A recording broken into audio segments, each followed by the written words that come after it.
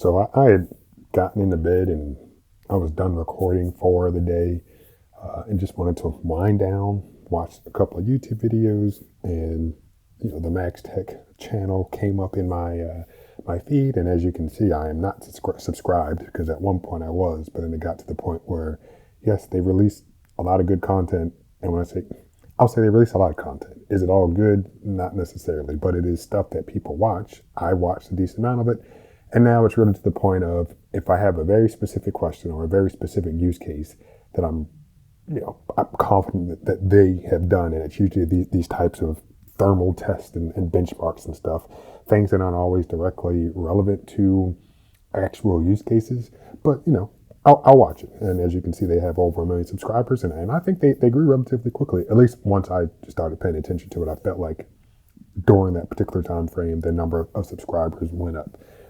So cool. But here they have taken or purchased a MacBook Air M3, and I think somewhere in the video he mentions that he's purchased several of them, and I can imagine they're going to do the same thing with all three of them, run their benchmarks, whatever tests, take them apart, do some stuff, probably keep a couple and then return a couple, and I wish I guess was as comfortable doing that, buying some, keeping one or two, and then returning the rest. But hey, I get it. You do it for the views. Apple can afford it, or whatever company they're buying stuff from can afford it, and we move on. But here, I wanted to point something out. So before I make any more comments on it, I want you to see what he does and what he says, and then I'll come back and give my opinions on it. It takes forever, so let's do some movie magic. I'm gonna take this apart, and we'll take a glance on the other side of this metal heat shield. All right, guys. So I got a bunch of these little parts and screws out. Apple's doing some trickery. Each little cover is using different kinds of heads and screws, which they didn't do in the past. So before we go any further, I wanted to stop there. And that honestly wasn't the main purpose of me making this video. But it's another thing where I feel like, once you start getting to, I really say anybody, but definitely when you have a platform as big as these individuals, you need to say more than just Apple's doing some trickery. Like, no, they are completely against right to repair, and they are just wasting everybody's time, money, and resources by putting random screw heads on their products. There's no reason that everything isn't just a simple Phillips or maybe a Torx, one of the two. Very rarely do I think I see many flathead stuff in electronics, but Phillips and Torx. And they can all be the same screws. Like, there's no reason for things to be as varying as they are. So part of it is, do you have the right screw head to actually open the thing? Which, thanks to iFixit, which I too have actually 2 iFixit toolkits, so I'm glad they exist. Because prior to that, you'd have to buy the specific screwdriver for the thing, and you can find stuff on eBay and other websites, but it was just a hassle. But yeah, I'm happy iFixit exists to allow us to have one cool kit to have everything. So again, first question is, do you have the appropriate screwdriver bit to open the whatever it is you're trying to open? Yes, you probably do. The next thing, though, is after you've gotten everything removed, do you remember where everything goes? And that is just completely uncalled for. Like, there's absolutely no reason to make it kind of a scavenger hunt type thing when it comes to putting things back together. Now, it looks like he's tried to put things in order, and I know companies have made little placemat type things to allow you to keep everything organized, but if everything was just the same type of screw head, and in some cases it's possible to make everything the same screw length, then you just remove the screws, do what you need to do, and then put them back. Now, we know that Apple does not want you opening their stuff or repairing anything, but at the same time, there's nothing really to repair. So why add this additional level of complexity for seemingly no reason beyond just being an asshole? And that's it. Like, when he removes this little heat shield, there's nothing in there for the user to do. So why make it more difficult than it has to be? And for the life of me, I can just never understand. Aside from, again, just making it difficult and being an asshole. But let's continue. I was going to take it all the way out, but Ben had a genius idea to try to just lift this cover up without taking the rest of it off, which is a huge risk and huge pain. So, and again, I didn't mean to stop so quickly into the next little few seconds, but as he says, it's a huge risk and a huge pain. And yeah, like I have not fully disassembled any of the recent MacBooks. Now, there's no reason for it to be a huge risk or pain when you're disassembling a laptop. In the Windows realm, which Windows is the operating system, but you have a bunch of different manufacturers, they don't make it risky or painful to disassemble their stuff because there's no reason. True story. And I wish I was recording stuff back when I did this, but I needed to replace a keyboard for, I think, like a 2009 MacBook Pro. And in order to get that keyboard out, I had to remove between 30 and 50 screws. Let's just say 30 to be conservative. I don't want to overinflate it. So let's say between 20 and 30 screws. I don't remember exactly how many, but these are tiny little screws that you have to undo. And yes, it's because the way that the keyboard is, at least for that particular machine, and I can't really tell for this one, that you had the keyboard keys fit into the frame of the laptop, as opposed to it being just one solid keyboard that you could easily remove. So for these newer ones, I don't know. I'm looking at it. It's a solid keyboard, but I can't tell. But again, adding levels of complexity that just don't need to be there. So with that particular MacBook, I got literally all the screws out except for the very last one. I think I had stripped it or something because I think the metal is softer than it needs to be, and they're so small. And if you don't, put the screwdriver in all the way, you might start stripping the head, and then it becomes a problem. So with that one screw remaining, I just had to rip out the keyboard. And then I think that screw ended up staying in the frame of the laptop. So when I put the new keyboard on, there just wasn't anything in that hole in terms of keeping it supported. But all of this, and if you look over on the right side of my screen right now, the first video in my watch later list over there, it's So I Broke My Wife's MacBook. I watched the whole video, and I think I kind of made a video about it, but I hope maybe instead of me making another video about it, I just include that in the description. But going through and seeing the process that he was attempting to do to change the battery in that MacBook, and that was I want to say the 12-inch MacBook that had like that single USB-C port that came out back in 2015. There's no reason for it to be that difficult. Yes, Apple glues their batteries in their computers. And I know that if we're talking about smartphones, they all do it now. I mean, but if you're listening to this or watching this, you are old enough to remember when batteries were not glued in smartphones. They just popped out the back. You had the cover on and you slide the cover off and you pull out the battery, put a new battery in, and you're good to go. So for cell phones, fine. I get there's water resistance and IP whatever. So you're like, we got to glue everything shut. And even if you glued the back shut, you could still have little apparatuses in there to allow you to screw the battery in. So when it's time to remove it, you just unscrew, pop out the new battery, pop out the old battery, put a new one in. And I get you want to make sure the battery is secure, because if you can't easily open the back, then if the battery comes undone for one reason or the other, it could cause damage to the phone. And even if it doesn't, then now you just have a loose battery kind of rattling around in there. So I get it, but they're very smart people work for these companies.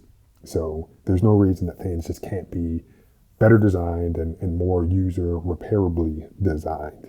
So yes, I know I'm all over the place here. Really, I think it's all kind of guided that Apple makes things difficult to repair for no reason. But that's, again, not even the main point of this video. So let's continue, and hopefully I don't stop it before we actually get to the point that or to the part that I actually wanted to talk about. We're peeling this thing back here, and thankfully we already did the benchmarks for thermals. All right, so under here we have a bunch of chips. Let's peel this back a little bit more. We need a few more screws here. It won't let me open it. Ridiculous. Absolutely ridiculous. More screws, and what drill bit is he using or screwdriver bit is he using? No idea, but I'm confident it's probably not a Phillips head. All right, guys, moment of truth. Let's peel this bad boy off. Apple. They listened. The amount of MaxTech won. content we made, MaxTech beat Apple. the amount of M1 MacBook Airs that people bought because this truly made the M2 version slower than M1 if you're multitasking with 8 gigs, which is insane. We did it. We won. Apple listened. And there we have 2 NAND chips. They went back, and this cost Apple more money. Believe it or not, a single 128 gig NAND actually costs more than a 256. Now they have 2 128 gigs here, which means it's more than double the price compared to before where they just used 1 for the same capacity. And there we have it, 2 NAND chips. All right, so what they're so excited about, just to give a little background in the event that you aren't aware. When the M1 was released, for that base 256 gigabyte storage version, you had 2 little NAND chips. So I'm pointing with my hands as you can see, but you can see there are 2 little things on the screen right now. Each one of those is 128 gigabytes, total 256. Cool. But when they released the M2 version of the MacBook Air, instead of having 2 of those chips, they had just a single one. And what MaxTech showed through all of their benchmarks and testing is that because there was a single chip as opposed to 2 chips, read and writing performance to the particular chip was now slower. There was a huge bottleneck. Great. Completely, I think, makes sense. It's unfortunate that Apple did that. Slight cost-cutting measure, and the performance showed. So I can imagine, yes, there were people who went out and probably bought M1 versions instead of M2 versions if they just needed that base 256 gigabyte version. Now, for that M2 machine, if you went out and bought the 512 version, you now got 2 chips.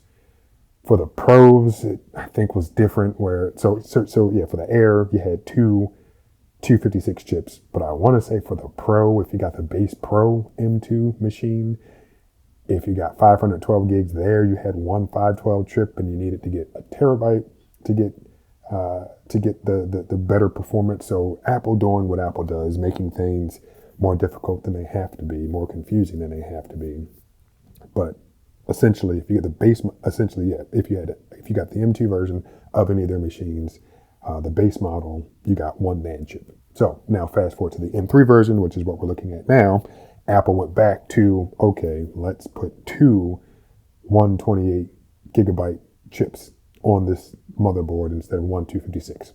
And I didn't show you the whole video, but throughout the video, you saw that the benchmark showed that performance had improved over last year's base model. And actually, of course, as it should be, is better than the M1 version of the MacBook Air. Now, what I wanted to point out, as we are however many minutes into this video, is that it almost seems like, they're ranting and raving. Oh my God, Apple listened to MaxTech. Apple listened to the consumer.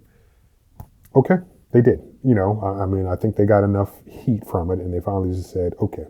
And when I was listening to The Verge, and I think it was The Verge, but it's in fact, I don't know if it was I think it was The Verge, but it's okay. You have business people running the company. Tim Cook is not a product guy. He is, and those aren't my words. So I don't, but yeah, he is not, he doesn't care about the stuff the same way that you might care about it, or the way that I care about it, or more importantly, the way the engineers care about it. So they brilliant people, and they want to make a good product. And then when they are told, how it's going to be designed from the people who write the checks or cash the checks or whatever, they know that we're now putting out an inferior product. And that sucks. So good, I guess, on Apple for listening to whether it's consumers or to their engineers, but we see this. But what he said in terms of Max or whatever the Vadim, I don't know, I forget his name. But what he said is it cost Apple more money for a 128 gigabyte chip compared to a 256 gigabyte chip. So these two, so seeing that there are 2 of these, essentially is saying that it now costs twice as much. So 1 chip for 128 is more expensive than 1 chip for 256. So by that logic, and I guess they in previous videos they've shown how much it costs for for in the market wherever you can actually source these things. But by that logic, that means it cost Apple less money to manufacture the 512 gigabyte version than it does the 256 gigabyte version.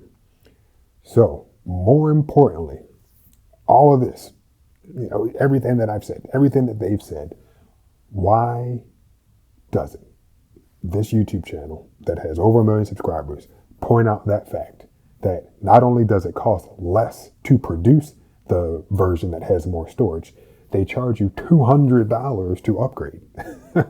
So again, another one of those situations where it's like, I think you need to do a little more than the shallow analysis. It's not even analysis. It's just, oh, Apple did something. Oh, we ran these benchmarks. But that's one of the reasons I unsubscribe from their channel, because it's useful information if you're looking for that one specific thing. But beyond that, I'm just like, okay, if you ran some benchmarks, cool.